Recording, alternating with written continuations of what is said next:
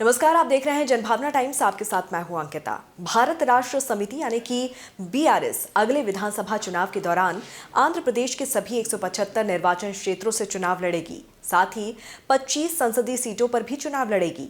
Party के राज्य अध्यक्ष थोटा चंद्रशेखर ने बुधवार को ये अहम घोषणा की है।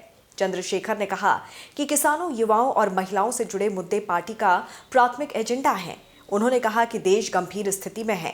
किसानों और युवाओं को अवसरों की कमी का सामना करना पड़ रहा है। उन्होंने कहा कि प्रदेश में बीआरएस के सत्ता में आने के बाद आंध्र प्रदेश के तेज विकास के लिए तेलंगाना विकास मॉडल को आंध्र प्रदेश में लागू किया जाएगा। बीआरएस कैडर के साथ उन्होंने पहले विजयवाड़ा में एक रैली निकाली और बुधवार को बंदर रोड पर वांग वीती रंगा की प्रतिमा पर माल्य अर्पण किया। इस अवसर पर मीडिया से बात करते हुए चंद्रशेखर ने कहा कि बीआरएस राष्ट्रीय राजनीति में अधिक गति प्राप्त कर रहा है और आंध्र प्रदेश में भी यही प्रवृत्ति जारी है। उन्होंने कहा कि बीआरएस वाईएसआरसी और टीडीपी के लिए एक वैकल्पिक पार्टी की भूमिका निभाएगी। चंद्रशेखर ने केंद्र में बीजेपी के नेतृत्व वाली एनडीए सरकार की आलोचना की और आरोप लगाया कि केंद्र सरकार आईटी, ईडी और सीबीआई के माध्यम से राज्य सरकारों को दबाने की कोशिश कर रही है। उन्होंने कहा कि केंद्र नए रेलवे जोन जैसे कि विभाजन के वादे को पूरा करने में विफल रहा है।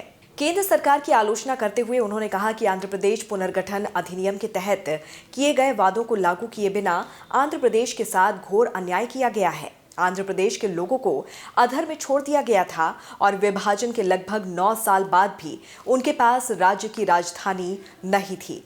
चंद्रशेखर ने कहा कि अगर बीआरएस सत्ता में आती है तो 3 से 4 साल के भीतर प्रदेश की राजधानी का निर्माण पूरा किया जाएगा। उन्होंने कहा कि हम पोलावरम परियोजना का निर्माण भी पूरा करेंगे। Kadapa steel plant, Vizag railway zone, Dugarajapatnam बंदरगाह स्थापित करेंगे और एपी पुनर्गठन अधिनियम के तहत सुनिश्चित अन्य परियोजनाओं को लागू करेंगे। चंद्रशेखर ने कहा कि कांग्रेस में अब वो ताकत नहीं रह गई है और बीजेपी का मुकाबला करने की स्थिति में नहीं है। इसीलिए बीआरएस ने अब की बार किसान सरकार के नारे के साथ जरूरतमंदों के लिए बहुत जरूरी आवाज उठाई है।